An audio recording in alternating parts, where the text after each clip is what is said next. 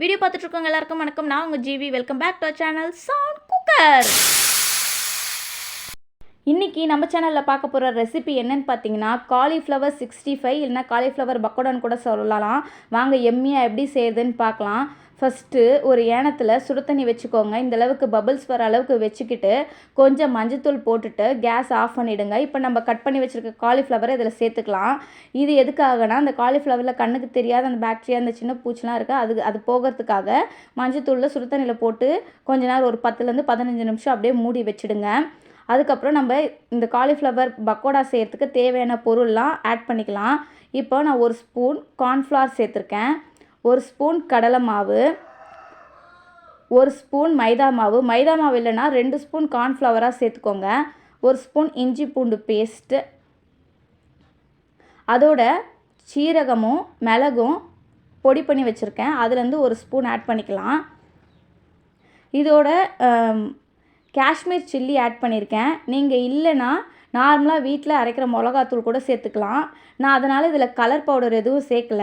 நீங்கள் normal powder கலந்திங்கன்னா கொஞ்சம் food colour சேர்த்துக்கோங்க. ஒரு அரை ஸ்பூன் மஞ்சத்தூள், அப்புறம் இதுக்கு தேவையான அளவு உப்பு, இதெல்லாம் சேர்த்து கொஞ்சம் எண்ணெய் விட்டு நல்லா கலந்துக்கோங்க. எண்ணெய் விட்டு கலந்திங்கன்னா அது பொரிக்கும் போது பிரிஞ்சு வராமல் இருக்கும் மசாலா. இந்த மாதிரி இந்த அளவுக்கு கொஞ்சம் தண்ணியும் எண்ணெயை விட்டு நல்லா கலந்து விட்டுக்கோங்க. இந்த பதத்தில் இருக்கணும். இப்போ நம்ம வேக வச்சுருக்க காலிஃப்ளவரை இதில் ஆட் பண்ணிக்கலாம். மசாலா நல்லா கோட் ஆகணுங்க.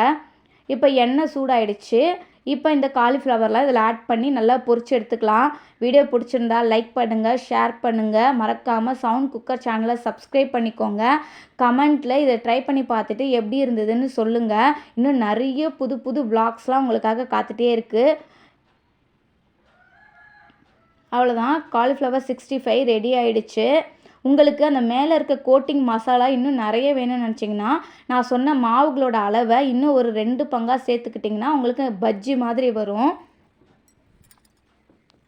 அவ்வளோதாங்க, சுட சுட ஈவினிங் ஸ்நாக்ஸ்க்கோ இல்லை தயிர் சாதத்துக்கு சாம்பார் சாதத்துக்கெலாம் இதை வச்சு சாப்பிட்டிங்கன்னா டேஸ்ட் அப்படியே அள்ளுங்க.